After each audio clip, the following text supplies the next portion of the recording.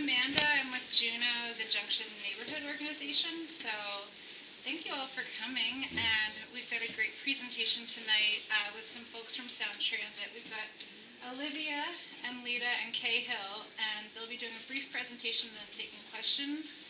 And this is just the first of probably many, many meetings. So I'm glad that you're getting involved early, and hopefully we'll stay involved through the end of the project so that the community is happy with the end product and gives input and stays involved. So anyway, I'll cede it to you. Just a quick note about the presentation. It's pretty short, and we'll do it as quickly as we can. And so if you don't mind keeping your questions until the end, that'll just help things move along. I'll also be passing out a signage. My name is Cahill Ridge. I'm the project director for the West Seattle and Ballard Lake Extensions project. And as was noted, Olivia is our community outreach specialist. Can you speak up a little? Yeah, sorry. Try and... No, I'll try and project a bit more. Get a bit closer to you all. So yes, as I was saying, I'm the project director. Olivia is from our outreach group. So if you've got any questions tonight at all, you should get our card and you can follow up if something comes up tonight or sometime down the road, or tonight when you go to sleep you suddenly remember something, we can always get back to you. So there's two parts to my presentation today. I was going to talk a little bit about the overall ST3 plan in case you're not aware of it already, and then I'm going to spend a little bit of time talking specifically about the West Seattle and Ballard Link extensions. So you know the Sound Transit District is more than just the Seattle area. It encompasses the 3 counties, 51 cities, 3 million residents. We're expecting a lot more people here by 2040. And overall, there's about 40% of the state's population in this area. We opened for service back in 2009. That's when the first segment of light rail opened. At that time, we had a ridership about 19 million. It's increased a lot over the last number of years. This was it in 2016, 42 million. Now it's up to about 47 million. And moving forward, over the next 20 years or so, we expect that ridership number to increase to about 200 million. So, stuff you know. We opened 3 stations last year, Capitol Hill, University of Washington, and Angle Lake. Our ridership went up by about 83% just after opening those stations. And over the next 20 or so years, we're going to be doing a lot more expansion. The map on the right there shows light rail, commuter rail, Sound Transit Express bus service, all the different things that we're going to be building as part of the ST3 program. So right now, in 2017, this is our system, this is our light rail system in the red line here that goes basically from University of Washington down to Angle Lake. We also have Sounder Express service, which goes from Everett all the way down to Lakewood. And we have Sound Transit Regional Express bus service. Those are all the different Sound Transit services that are available today. In 2021, we're going to extend service from UW up to Northgate. So in a few years from now, we'll be opening stations at the U District, Roosevelt, and at Northgate. In 2022, we're going to be extending Tacoma Link from to Martin Luther King and 19th Street. In 2023, we'll be opening light rail service out to Mercer Island, to Bellevue, Spring District, and to Redmond and Overlake. And we'll also be doing a lot of parking improvements along the Sounder South line. You can see various locations along there. 2024 is when it really starts to look like a system in the traditional sense. That's when we will have light rail extending all the way out to Linwood with stations at Shoreline, Montlake Terrace, and Linwood. We'll also have service, the blue line here, out to downtown Redmond. And then we'll have service extending all the way down to Kent Des Moines and to Federal Way. As well as that, we'll have BRT service on the 405 and on the 522. And we'll also be doing parking improvements along the Sounder line in the north. Moving ahead to 2030, that's when we'll have the extension out here to West Seattle, hopefully open for service.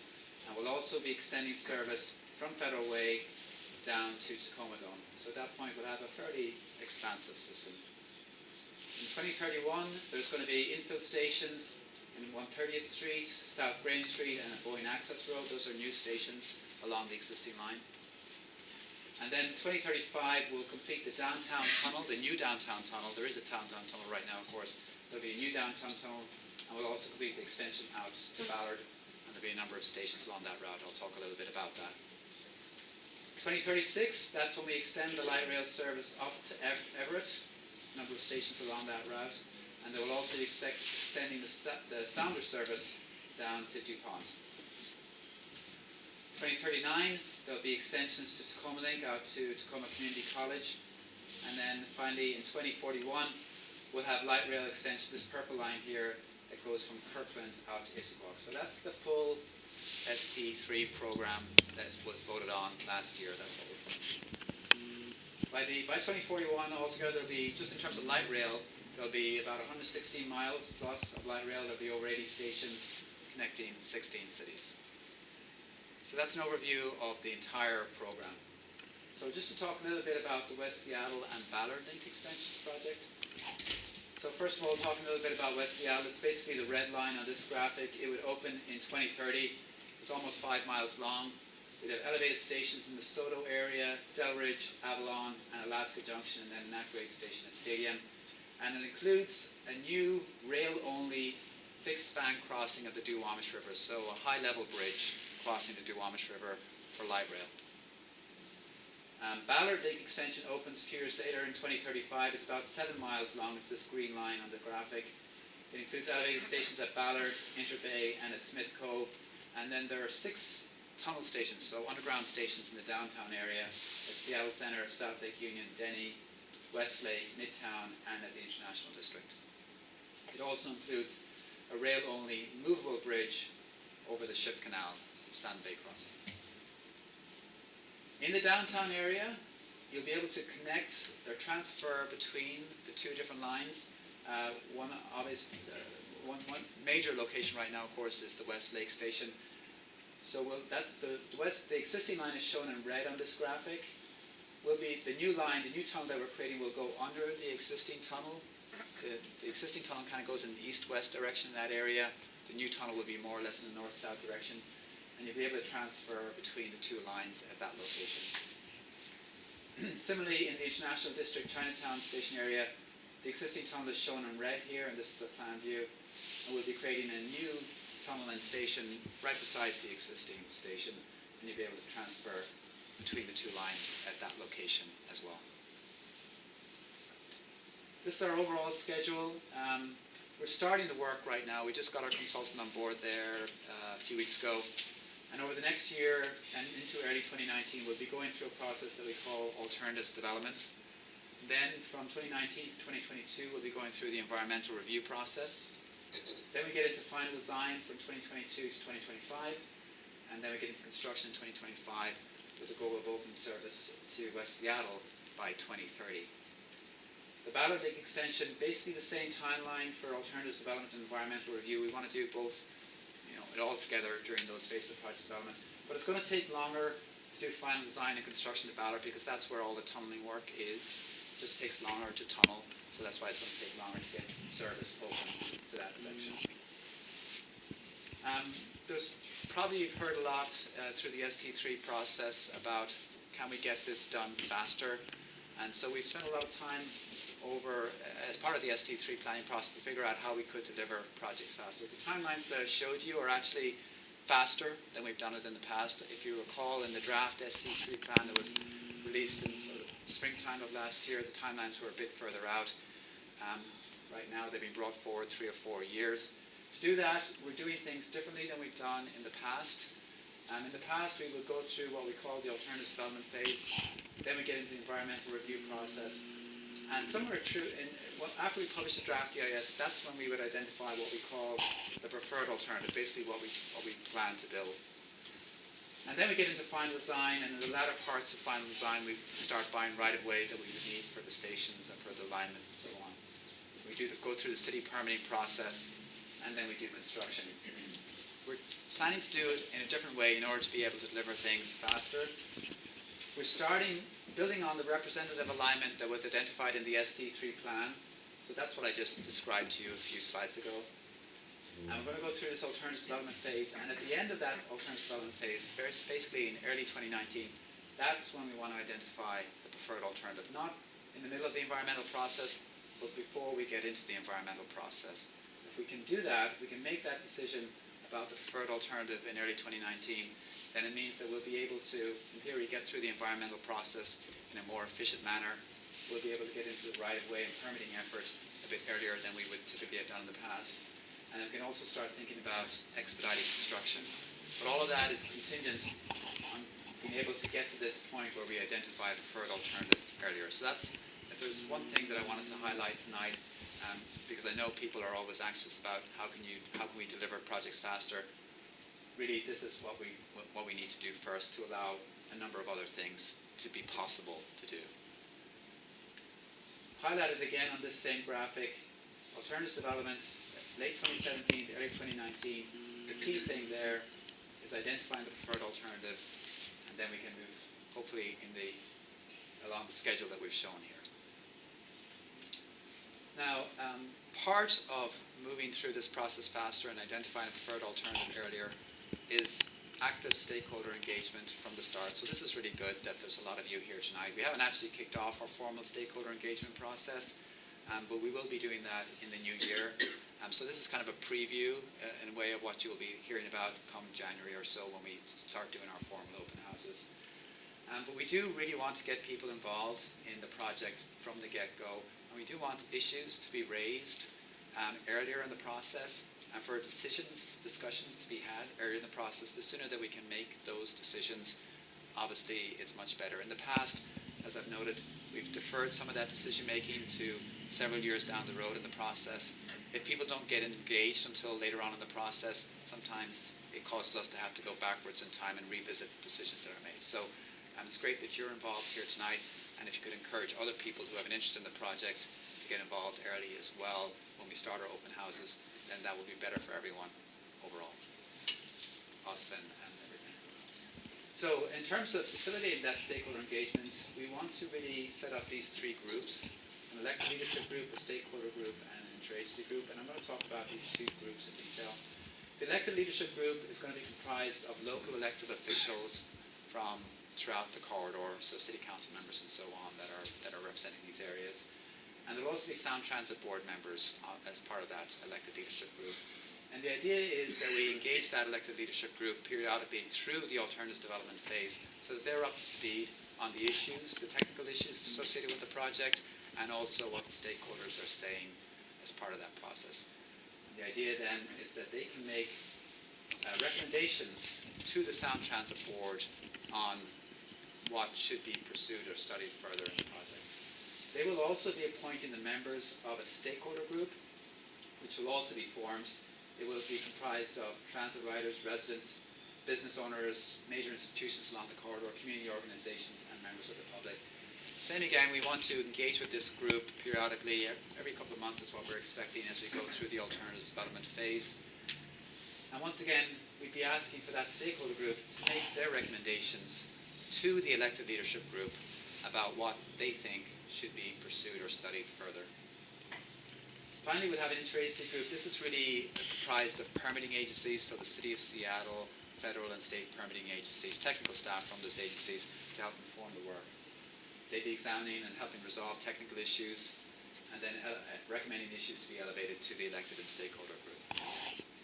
The overall idea is that the stakeholder group would make recommendations to the elected leadership group, and ultimately the Sound Transit board would make a decision based on that input. So, over the next year, I just want to conclude with this slide. Like I said, we're going through this alternatives development process. We will be coming back to you frequently throughout this process. We have those formal stakeholder groups that I talked about, but we'll also be doing many open houses and reaching out to community groups, much like this, as we go through this process.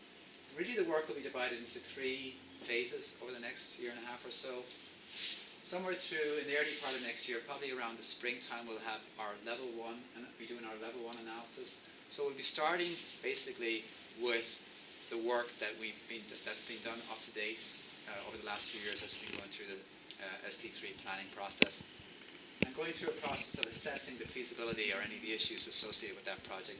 We'll also, as I noted, be seeking stakeholder input as we go along there. We expect to do open houses in the January, February timeframe.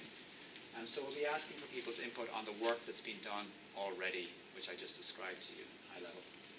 And based on that, we'll be doing an assessment of, well, what alternatives should be looked at further as we go through the process. So then we'll do extra work, and sometime around the middle, probably late summer of next year, we'll come back to you again with whatever information we have available at that point in time and make you aware of where we are with the technical work. And then we'll start building towards the end of 2018 and into early 2019, where once again we'll be trying to build on what we've learned from a technical perspective and from what we've heard from stakeholders as we've been going through the process. And at that point, we're trying to drive towards really identifying what that preferred alternative is. So I really want to stress this again. Many people look at this project and say, West Seattle 2030, that's a long way off. I'm not going to really get worried about that until 2029, 2028 or so. But really, the important thing to know is that by early 2019, we're going to pretty much have it, well, we really want to have a very good idea of what we're going to be building. It will be to your benefit to get engaged in the process over the next year and to be able to really influence what is ultimately built. And doing so, then you'll understand what's going on and you'll be able to inform it. If you start to engage 5 years from now, 10 years from now, you won't have the same impact on the project as you could have if you engage at this point in time. So, as I mentioned, next steps, we are starting off right now with project development. We have our consultant team on board. We're starting to build towards these, setting up these leadership groups that I mentioned, and then starting our formal community engagement process in January. So you won't hear all that much from us in the holiday period. That's not a great time to be doing outreach in general. People have other things going on. But really, come the new year, we'll be out in the community, and we'll be hoping that you can take the time to provide your input to inform the work. So if there's any questions, I'm happy to answer them. I'm probably not going to have answers, I should say, but I'll try to answer about the process. Sure. So I'd like a little bit of clarification on who you would consider a stakeholder group with respect to, I'm thinking of the West Seattle line, for example, and you listed a number of transit riders, residents, et cetera. Are you talking about transit riders that would utilize the transit in that area, or just general transit riders? Well, we're trying to form a group that is able to meet periodically throughout the process. So we're looking for a group of around 20 or so people. We haven't really fully defined exactly how it would be. And the important thing to note is that these people that would be on this group would be appointed by the elected leadership group. We're trying to get a broad cross-section of interest throughout the corridor, but there's probably more than 20 people in this room right now, so it wouldn't be all of you. We're trying to get people from throughout the corridor who represent different interests throughout the corridor, who can engage thoroughly in the technical work as we're developing it. And when you say the corridor, you're referring to the particular line that you Yes, are the entire project corridor from West Seattle to And Ballard. so the elected leadership, the city council, or would select the people that sit on the formal stakeholder group? Yeah, first of all, there's elected leadership group, which is the local elected officials, so council members from throughout the corridor all the way from West Seattle through downtown to Ballard, as well as Sound Transit board members. And then they would appoint the stakeholder groups, once again, stakeholders representing interests throughout the corridor from West Seattle to Ballard. But we wouldn't expect to see somebody from, say, Capitol Hill sitting on a stakeholder group related to the West Seattle Ballard. No, we'd be looking for representation from people who are affected. But, and do you know, you probably do not know this, but what the outreach would be to solicit stakeholder? I don't know today, but working through that, hopefully we'll have some answers for you. I'll start at the top. In looking on the website, the map has a high-level bridge going over the Duwamish. Yeah. Then you come along Del Ridge, turn, I guess, around Genesee, and then go up. So how high will you be at, say, Del Ridge and Genesee? I mean, my guessing is 50, 75 feet. Your guess is probably as good as mine right now. I could try and get you a better answer on that. It's something that we'll be able to provide better information on when we do the formal outreach in January. And then as we go through the next year and further define the design, we'll be able to get you better answers on that. So at what time is that? So, A year from now? no, I mean, as we go through this slide that I showed you here,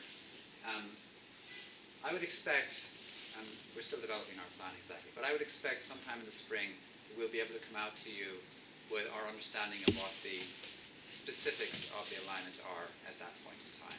And so we'll have our technical staff on hand, and they'll be able to answer specific questions about any given section of the alignment. I can't tell you off the top of my head now what the actual elevation will be at that location. But the high-level bridge is 160 feet. Right now, that's something in that area, yes. It's a bridge very similar in height, I would say, to what the existing West Seattle Bridge is. It's meant to be high enough to allow boat traffic to run. And you can only go down at 6%, so it's a very gradual. Correct. So you're going to be very high. It'll still be probably pretty high. Light rail, just to explain, light rail, it's not like a car. It can't go up very steep curves. We can only go at a certain elevation. So the topography in West Seattle being as it is, and just in Seattle in general, it's quite challenging. I just wanted some clarification on, if you go back a slide. Sure. So the Sound Transit Board is chosen by whom? Sound Transit Board is a representative body. It has 18 members from Chosen by across the whom? region. Just- There's a mechanism for identifying it. They're all elected officials from throughout the region representing the different counties. There's a certain number of mayors, a certain number of council members from different parts of the years. Okay, and then the elected leadership group for this portion would be West Seattle or city council members elected Right, along the by corridor. the route. Yeah, And then they get to choose the stakeholder group. correct. Personally, that sounds like they're stacking the deck. That seems like if you're going to have a stakeholder group, that should be a group that is voted on by stakeholders and set qualifications for that. To say that the electric leadership group is to pick or handpick those people, that we don't know if people are living here, if they're owners, what they are, to a board that we have no control over. I'm not understanding how that is constituting anything fair. Well, I think the intent is that these are council members that you have elected. They are representing your area. Some. And that they, well, that they're, Let's be clear. So those people are picking, to me, my perspective, they're going to be able to pick people that they decide with, or they're great. I guess I'm looking for something that's more diverse, and has more opinions, and those that agree with the person that was elected. What's the mechanism in place to take care of that, or is there none? well, right now it's the role of that elected leadership group to identify the stakeholder group. So those that have won a percentage get to choose those who give their opinion. Can I interject for a second? Sure. So this community just went through, or is going through the MHA HALA process, which there were people in a focus group that represented the community, and we've had slews of meetings to get public input, but no public input is a part of the plan. I think some of the worry is if you are, accounting for public input, but really you're using a stakeholder group that's picked from our elected leadership and not even just local, Oh, I but people see. who live in see. Ballard, then how are you really gathering or getting input from I the see. community? Okay, I Does understand. that touch on it a little bit? Yes and no, but also, are you choosing people that are not going to be here in 5 years? Not that you can dictate who Can't sells or control that. moves, but vested interest is a concern. Right. Someone that's, renting for the year and leaving, being on a stakeholder group because they're a rider, doesn't seem like they're invested in this community. Someone that owns a place and is paying taxes for that community seems like someone that's vested in the community. So my concern is, Well, I think, how are you justifying or how are you qualifying an individual? so I understand your question now, sorry. These are groups, but they're not the only venue or opportunity for providing input. We will be doing a lot of outreach and engagement in addition to this. As I mentioned, in January timeframe, we expect to do open houses, and we will be soliciting input from anybody and everybody who is interested in providing input at that time. And so that will be another opportunity for really anybody who wants to be involved. These specific groups are meant to be very engaged in the technical work along the way, but we will still be doing outreach consistently throughout the project as well, and you'll have an opportunity to provide input no matter who you are or where you are in the corridor. So it's not, you won't be excluded from the process if that's your concern. It's not the being Yeah. excluded from the process, that's not a concern. More my concern is if you have the elected official choose a handful of people, which then, no matter what they say, the elected official will have to listen to, but then goes talks to a board that doesn't have to listen to them. I'm not seeing any input being transferred. I'm seeing that anything can be done. I was looking for more of a situation where that group of people that live in that community get to make a choice that then has to be represented throughout the whole process. Okay. For me, it's, from what I heard, and sorry if I'm wrong, but it sounds like the people on the board who were chosen by whomever, who get to listen to the people that were elected by a percent of the population, really don't have to do anything about the people that actually live in that community and make a decision. They have zero power. That depends on how the stakeholder group is weighted versus public input. I mean, if they're- No matter how they're weighted, they have no power. No matter what they decide, the elected official can blow it off. Is that true or false? It is ultimately the Sound Transit Board's decision. So you're correct in the sense that the board can decide what it wants to decide. But Okay. the intent is that they do take the stakeholder input in as part of their decision-making process. Well, thank you for taking the time to be here tonight and explain this. Is there an appeal process? In other words, the stakeholders object to something that the board makes a decision on. And I know there's people here that live in the, where will be disturbed by this, by the line. And who has the weight? So the question was, is there an appeal process? You know, if you don't like the decision that the board has made or whatever, can you offer your input? Yes, absolutely. That's what the environmental process is all about. You provide public input, open houses, so on, opportunities for people to get on the record with what they think should be studied initially, and then when the information is developed, what they think of those results. And you get to provide your opinion about that, what you think, based on the information that's presented, what you think should be, presented. And you get to make that, you can, the board meetings and so on are public meetings, so you can offer your opinion to the board if you want to. What we're talking about here in terms of setting up these elected groups and stakeholder groups and so on is really over and above what is actually necessary.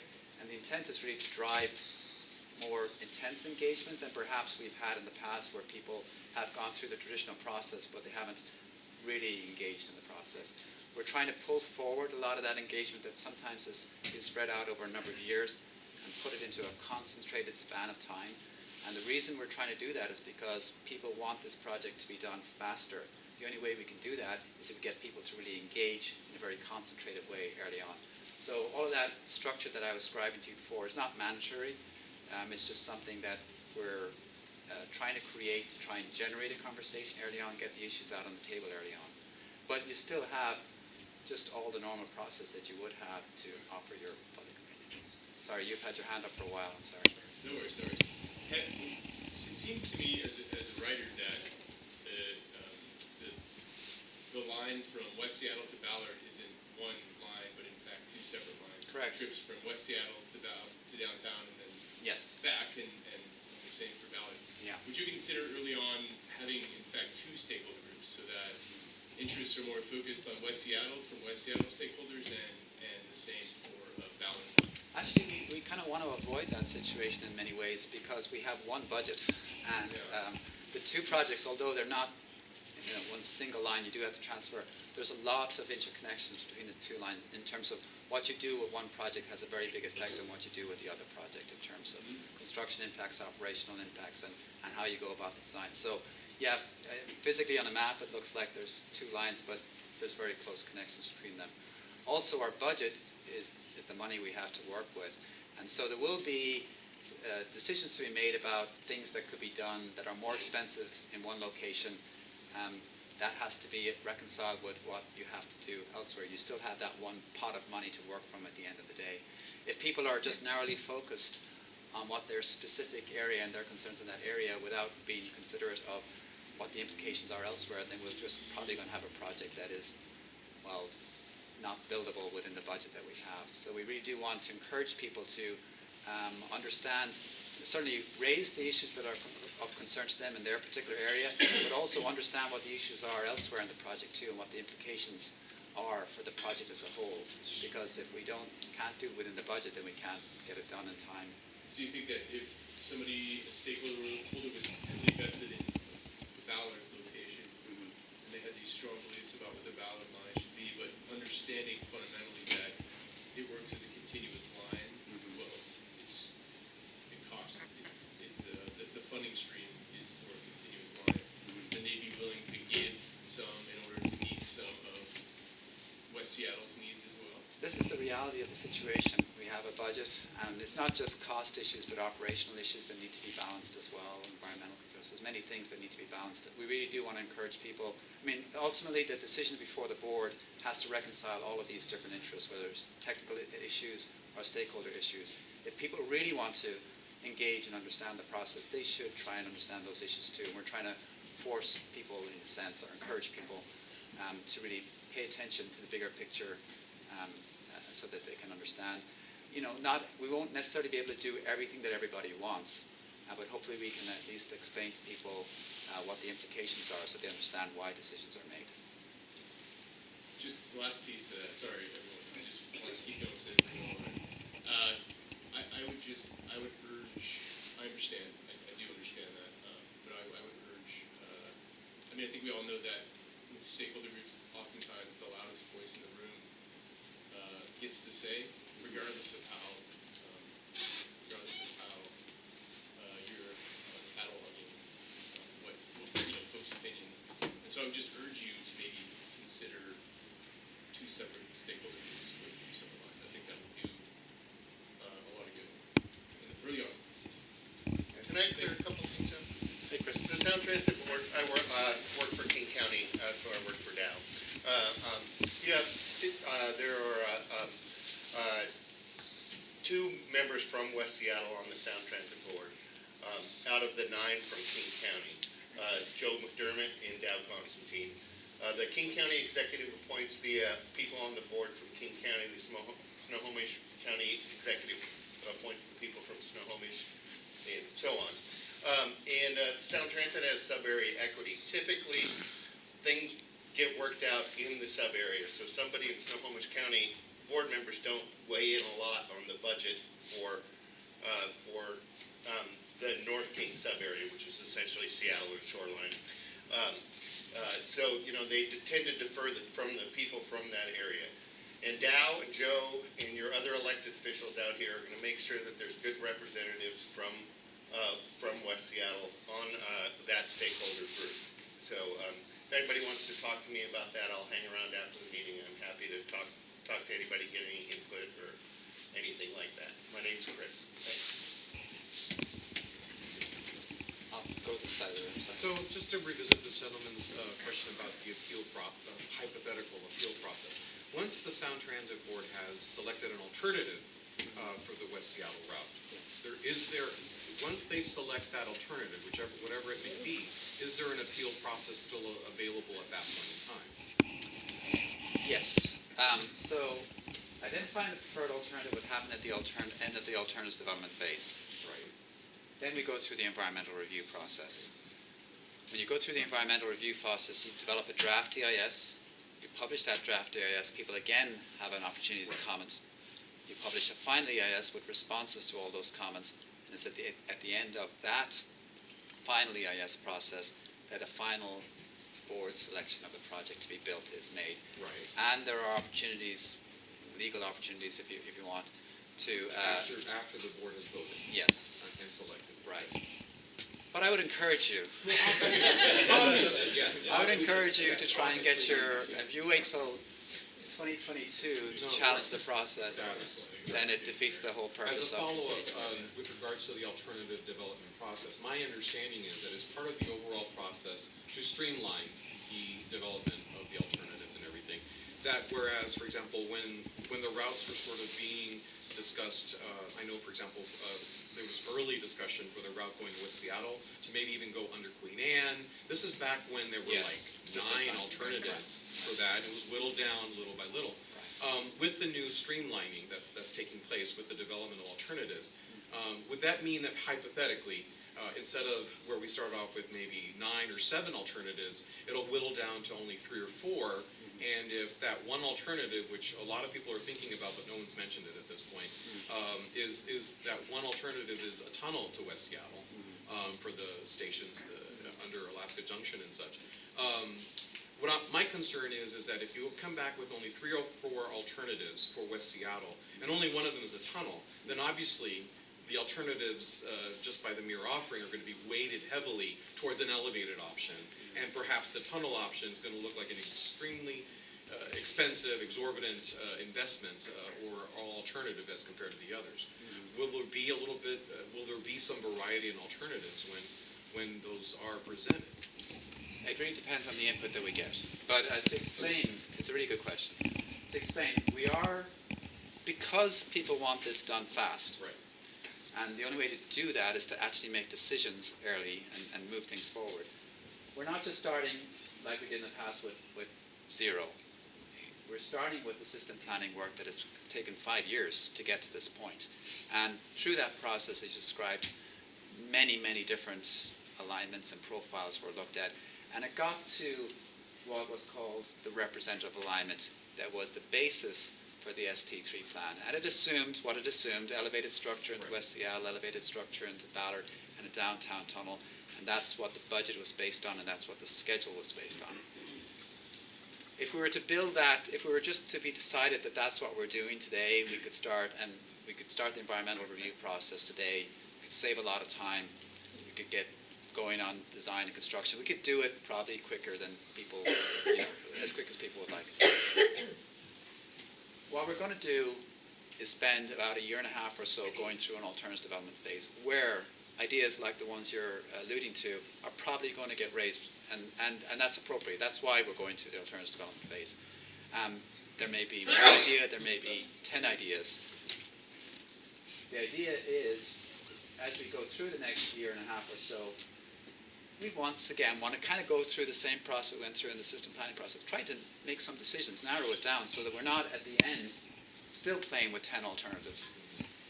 Otherwise, well, we could just keep doing this forever. We want to, as we go through this process, this level 1 screening, level 2 screening, start to screen down these alternatives. Now we have a starting point.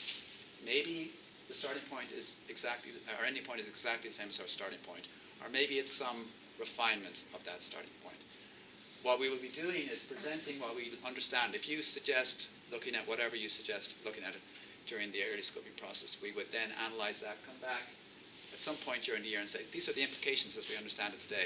It's more expensive or less expensive. It has more impacts or less impacts. It can be done faster, it takes longer. Those sort of things for you to understand. And then basically try and get people thinking about, well, what should we continue to look at in more detail? So it's going to be an interesting 1.5 years. Hopefully if people are engaged and willing to understand all of the implications. Like I said, getting to the question that was asked earlier, not just those that you're particularly focused on, but what the implications overall are, then perhaps people will, we'll get to that point at the end where people are, there's consensus about what the preferred alternative will be.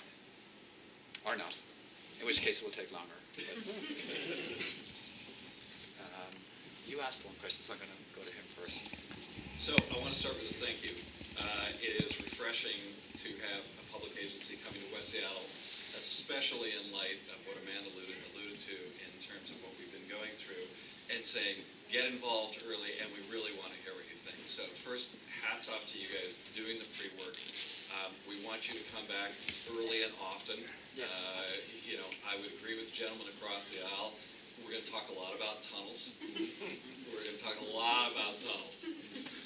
I'd like to shift to the issue of efficiency and specifically the HALA MHA process. Many of us have been advocating with the city for the last year that it's advantageous for Sound Transit and the city of Seattle to be in lockstep as they go forward with their zoning, their upzoning, and light rail development. Can you give us any sense of the conversation to date or the planning going forward to try and align what you're doing with what the city's doing under HALA and MHA? So we do meet with the city, and we will be meeting with the city regularly throughout this process. Obviously, they're one of the key, permitting agencies and so on. We'll be focused on the light rail project developments. They'll be focused on Holler or any other zoning activities. And we will be informing each other of what we're doing, but we don't, as Sound Transit, control that zoning decisions or so on. Our focus, and frankly, we've got enough to do, as we were just describing, is just to get the light rail project moving forward. But to the extent that that informs the city's efforts, we'll certainly be making, involving them in our process as much as possible. So I would advise you to consider strengthening those conversations and making them more detailed, because as a community, one of the things that we fear is living with the reality of a never-ending construction season with upzoning, and we'll get past that, and then we're going to start ripping everything up again to get ready for light rail. It makes far more sense for zoning to complement light rail so that Sound Transit has the ridership that it's looking for, and for the planning and construction to be done in a coordinated fashion so one of the fastest growing urban villages in the city doesn't have to encounter that much more disruption. That's a good point. Thanks. I have a question about the pot of money you were talking about. So to what extent is that vulnerable to either changes in the economy or changes at the federal government level or state legislature action? It is, as you know, it's a lot of it's sales tax revenue and so on. So if the economy tanks, and this has happened to us in the past, after the 2008 vote for ST2, it hit right when the recession hit, and we had to make adjustments to our project timelines and so on to adjust to that. And what's going on with the federal government right now. We do have a certain amount of federal funding built into our program. I can't remember the exact percentage, but it does have an effect. And if that funding doesn't come through, then it too could potentially impact project timelines. So, hopefully we don't have another recession, and hopefully the federal government, federal money assumptions do pan out. But that's just something we'll have to respond to if it comes up. I would say that we're in a very good situation though. Most projects I've worked on in the past haven't had funding at this stage of project development, so this is a very positive situation to have a ballot measure already approved, a big chunk of local money basically identified for the project. It's great. Start with that minor editorial. Thanks for coming as well. I think this is a really important part of the process to engage the community. I know getting it done fast is important. I think it's super important to do it well. My grandkids are going to be riding this train, and they're going to be living in this neighborhood. And I think it's a once-in-a-lifetime opportunity to do something that has a really big impact on our community. And I hope that's going to be really positive as opposed to rushed and kind of we've already figured out what to do here. Take it, sign off on this as fast as you can so that we can get this thing done. Also, I'm concerned, sometimes we look at the way Sound Transit has gone so far and seen that the north end gets kind of the luxury line and the south end gets the surface version and the cheap version. We don't want to be treated like we're the cheap version of the implementation, the fast version. That's my editorial. On to some questions. I know this has been discussed, is that this line would be extended to potentially south in a separate phase to potentially Burien or something like that. And so the question is whether, and you might imagine a Sound Transit 4 discussion starting of some kind that might have an impact at some point in the timelines to some of the alternatives and how those might either set up successfully or unsuccessfully for a line extension. So that's my first question. Yeah, the long-range plan does, as you say, envision an extension south to Burien and so on. And similarly, at the north end, it envisions extensions to UW and potentially north from there. So I don't know when ST4 will be or if it ever will be, but certainly as we think about the orientation of the terminus station, we have to be thinking about not just where it stops now, but where it might go in the future. And I think that'll be a very important factor as we think about the layout of that station, and obviously something that as we work with the stakeholder groups and so on. Plan on having that conceptually integrated into the very first stages of the planning process. Yeah, we don't want to decide on where the station is and then realize, oh crap, it's pointing in the wrong direction. It should be going. Separate comment. There's a a helpful organization here, the West Seattle Transit Coalition, that staged an event where they. Yeah, we're familiar We with it. actually have a copy of what I believe to be the representative alignment. So we've seen where the stations are proposed roughly and Right. the elevations off the ground and that kind of thing. Right. And so they staged an event where they mocked it up, they had like little models of it, that kind of thing. Right. And asked for a bunch of feedback. Yeah, Which I believe they've been forwarded on to you. So I wondered if that has already been received and you're starting to get some level of input already from it. Yeah, they had that, I think it was back in June or so, they had that session. We were aware of it, and it was done outside of the formal process, but we did get the input, so we are aware of it. We will be going through the formal environmental review process, like I said, starting in January. It will be important, and I'm sure they will provide that input. I mean, we'll be meeting with them as well. Yeah, I'm sure you'll hear it all. Yeah, Yeah. yes, yeah. Okay, thank you. But we are aware already. I'll ask. I'm getting the impression I'm not as up to speed as most of the people here, so. Neither am I. Regarding the early 2018 alternatives, it sounds like, am I right, the route has already been determined? And if so, will the alternatives just be regarding how to get to those locations? Or are there Yes and still no. alternative routes? A lot of work has happened over the last 5 years or so through the long-range. There's just been a lot of studies. There's a long-range planning effort, then there was a high-capacity transit studies, and then there was the ST3 planning process. So there's just been a lot of work, not just for this project, but for lots of projects, the entire region. And that resulted in what, I don't know where the slide is, what we're called today the representative alignment. So when we described, or when the gentleman there described the previous, the West Seattle Transportation Coalition Forum, they were showing basically the representative alignment. And that's the best information that we have today. It's what was used as the basis for the budget and schedule that was put in the ST3 plan. But it doesn't necessarily mean that's what will be built, because we're going to go through this alternative development process and so on after that. And things might change as we go through that process. One of the things, it could be because we go through, first of all, we'll be doing a lot of technical work to really understand, well, how viable is this representative alignment? Somebody brought up concerns about elevation. We need to look at that stuff and make sure that that's viable. We need to look at operational issues. We need to look at environmental impacts. There's just a lot of things that we're going to be looking at over the next number of years as we go through this process. Something that we learn through that technical process might require that we make a change from what we understand the representative alignment to be today. We thought it was possible, but now that we look at it more, there's a geotechnical issue, there's utilities, there's something that requires us to make a change. And then, in addition to that, there's going to be the stakeholder process. And as has been mentioned, there'll be other ideas that emerge through that process. And we'll be asking for people to bring up those ideas and evaluate them. And maybe there'll be some good ideas. There'll be lots of ideas. Some will be good and some will be terrible. But we don't know right now. We'll just look at them. We'll assess, this is actually a good idea. It saves money, or it improves travel time, or it's better from a ridership perspective, or it has less environmental impacts. This other idea here, it seemed like a good idea, but actually, when you look at how it pans out, it's not as good as it's perhaps the person who suggested it thought it was.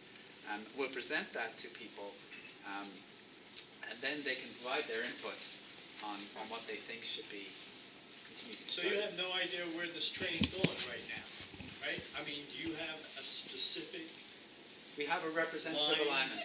Yes, we have a representative alignment. And like I said, as you go through the process, that might get refined. do you have a map so we can see it? When we do the open houses in January, we'll be able to have row plots and so on that you can look at it more specifically. We have a map if you want to contact me later. We got it through a public records request, so we have a copy of it. I have a question regarding land acquisition and station placement. Right. When does that happen through the process? And as a follow-up question, do you have an idea where in West Seattle Junction you're going to be placing that station? We do have a representative, once again, we have a representative, sorry, the person was asking about right-of-way acquisition, when exactly that happens, and then more specifically, where would the station be in the West Seattle area? I'll answer the second question first. We do, as the previous gentleman, we do a representative alignment. So we have an idea right now where the alignment would be and where the stations would be located. And if you come to the open house in January, we'll be able to present that to you specifically, and you'll be able to see it. And as I said, as we go through the next, as we go through this work, that may stay exactly the same as it is, or it may evolve in some way because of technical issues, reasons, or because of stakeholder input. Assuming we get to the end of the alternative development phase and we have a preferred alternative, we'll then start the environmental process, and that will really thoroughly examine what specific properties are impacted by the project. So, you might see the guideway or the station might be in a certain general location, but it won't tell you the full picture of what's going on in that area. It's more like this is where the station will be located, but you won't have the full picture of what the station might look like. But as we go through the design process here, we'll be able to say, that property will need to be acquired, that property will need, a portion of this property here will need to be acquired. And if we can get through that process efficiently, then we can start to think about right of acquisition. See this ROW here, blue? That's what we're talking about, right of acquisition. It really can't start formally until we've completed the environmental review process, because until you complete the environmental review process, you haven't made a final decision on the project, or the decision could be challenged up until that point. But once you've made that decision, once the Sound Transit Board has made a decision, once the Federal Transit Administration has issued what they call a record of decision, then you can start purchasing right-of-way. So in terms of the actual timeline for that, that right-of-way acquisition would hopefully start in around the 2023 time frame after you've completed the environmental review process. And of course, right-of-way acquisition is a key driver of the overall project schedule. We are going to be acquiring property to do this, and it takes time to acquire property.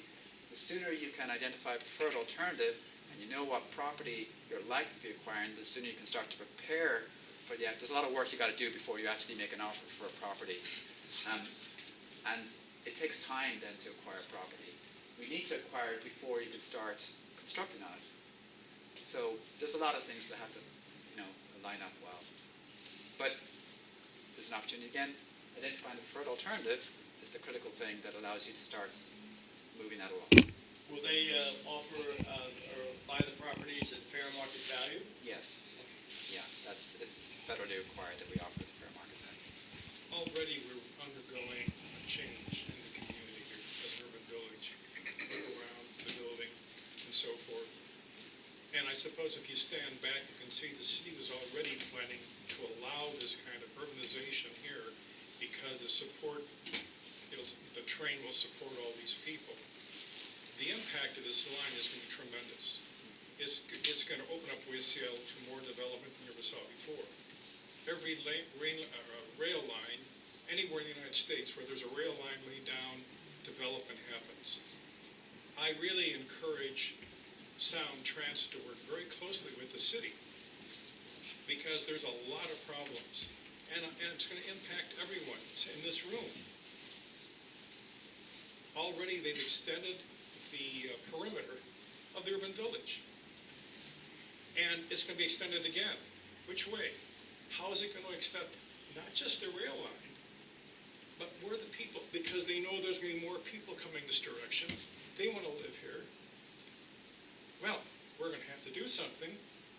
Build. Now you're having single homes being demolished, and you're getting larger things going in. I'm not against development or anything else, but this is going to impact the nature and the character of this community, which makes West Seattle why we're all living here. And all of these things have to be factored in, as well as the physical. Is it going to be a tunnel, a bridge, and what have you? That's pretty easy, really, when you get down to it. That's just engineering, really. But now here you're talking about people, and that's critical.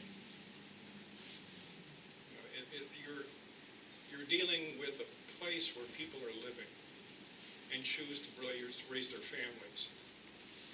And that can't be lost sight of. I think most of my questions have gotten answered as the discussion has occurred, but my house is actually located where I think the Avalon station is supposed to be, so I'm just curious about when you're gonna, I know you mentioned that you're gonna start the right-of-way acquisitions later on, but do you start engaging those homeowners sooner? Yeah, I mean, first of all, we'll talk to anybody anytime.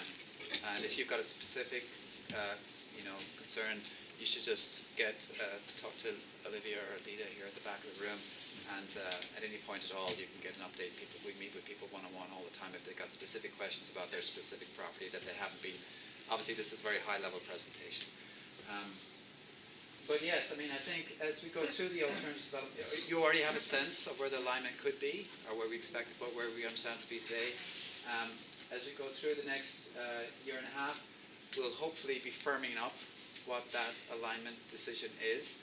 And so it's possible that by early 2019, if there's consensus, which is, hopefully what we'll get, that we'll have a very good idea of whether or not your property would be impacted.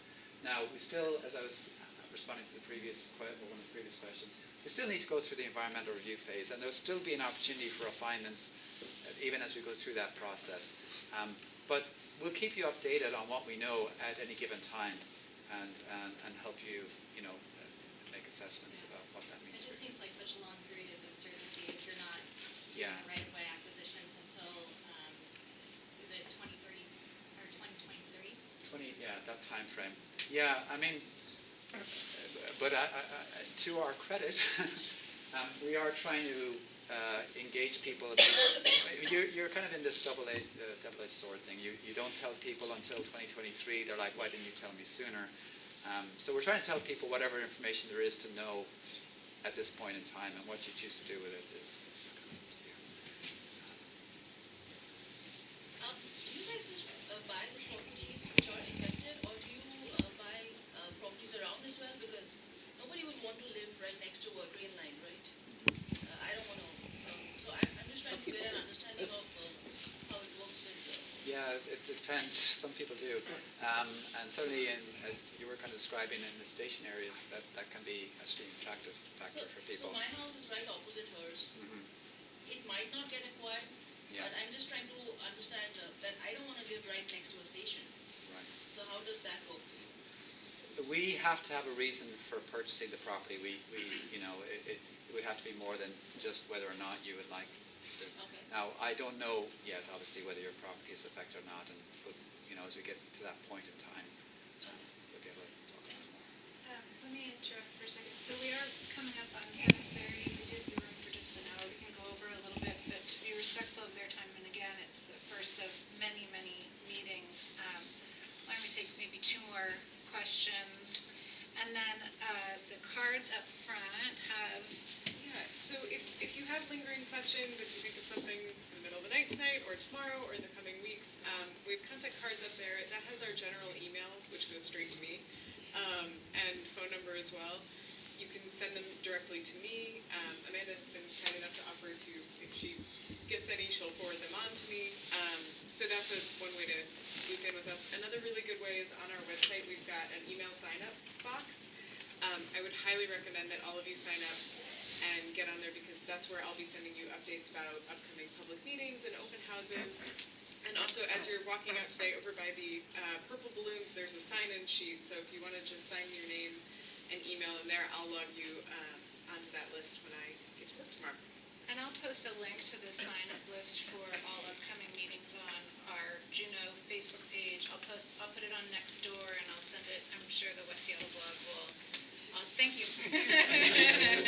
We'll also publish it, so you'll have a variety of places to look to sign up for how to get information about upcoming meetings and input.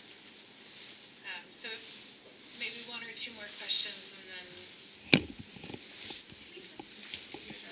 So I'm just wondering, what do you recommend to those of us that are slated for the station to be on top of our homes? What do you recommend we do at this point? I mean, I know we can wait till January to hear from people, but is there anything, or what can we be doing during that year to be trying to change that? Oh, well, get involved in the process. If you don't like the station location, for whatever reason, make it known. Engage in the process. I'm not, somebody's going to be impacted by the project, whether it's your property or somebody else's property. That there will be impacts. We won't be able to just not impact anyone. So I'm not sure now where your specific house is and whether the station will be there. I mean, we don't need to get into that right. West just has 3 stops, Right. and the Avalon station is on top of a residential street. So as we go through the next year and a half, we'll see how the process evolves and whether that's still an issue at the end of that process. And then we'd have to assess. So other than just voicing our Right, opinions. right. Right now, I mean, when the decisions are going to be made, so.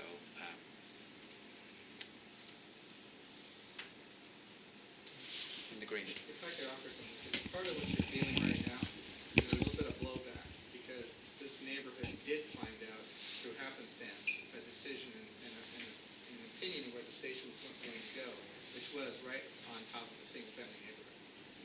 And that's been known for a while, but it was never communicated, and there was no reach out to the neighborhood. Unlike right now, which, by the way, yes, thank you very much for coming here and doing this. But what has not happened in the past has led to a definite series of angst that's going on here. And it's also a set of angst that's also from the city processes, which is where you've heard the blowback and the pushback with the stakeholders being chosen by the currently elected officials. So in moving forward, the more proactive you are in reaching out and talking to us, the better your chances are of us not having and being a powder keg for you. We're a neighborhood that has spent a lot of time trying to work with the city. We have never had the experience of working directly with Sound Transit, but if history is any example, our neighborhoods are much easier to work with on a municipal level. I'm serious. And so we thank you for coming out here, but part of what you're feeling is the fact that the neighborhoods here have been brushed aside for political and various reasons. Like I say, if we had been told about, hey, this section was what it was on the slate right out the gate, as opposed to finding out through happenstance of a series of separate meetings in our own activism for the neighborhoods, this could have turned out probably a lot more proactive. And then even the decisioning and going forward, you'd have an engaged group that was not with angst. Well, thanks for the comments. Well, we do tend to engage actively throughout the process moving forward. Apologies for whatever happened in the past. I don't blame you. Well, we, as you can see, our intent is to engage, and we will try and not have that. Hopefully, you won't have that experience when you go back. Oh, you're a shining light by comparison. So far. One more question. Mine's a business owner related question. So there are businesses on Fauntleroy that would be affected, that would be eminent domains. How does it differ for a business, whether you're a property owner that owns the business and the property, or a business that you're leasing the property? How does that affect the small businesses? It's first of all, eminent domain is not something that we typically have to use. It's very rare that we have to use it. Usually somebody else asked the question too, we come to agreement with the property owner about the value of their property. With residents, our business, we buy the property, we also we pay the cost of relocation for those property owners. And if you've got a particular business that has particular needs, we help, you might have certain pieces of equipment, or you might have certain needs about where you're relocated to. We work with the property owners to try and address that. So we try and make that, and we're required to make that as well, it's not nice to be relocated, but try and make it as, so you don't suffer out-of-pocket expenses associated with that. The concern is they've taken on commercial property. The Triangle area was the last area that had commercial property that was available, and now they've changed the zoning there as well. So in my particular situation, if you come through and you purchase the property, I have nowhere to go. You can't open an automotive repair shop anywhere in West Seattle right now. It's not like there's just property hanging out to be. And we've been there for 47 years, so it's a big concern.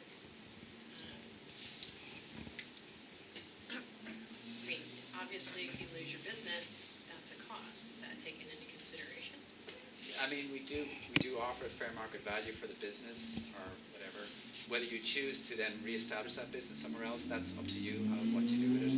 Same with residential relocations, we pay for people the cost of their housing and the relocation cost, but they don't actually have to relocate. They can relocate wherever they want, or they don't have to relocate at all. They can go to Arizona, live in our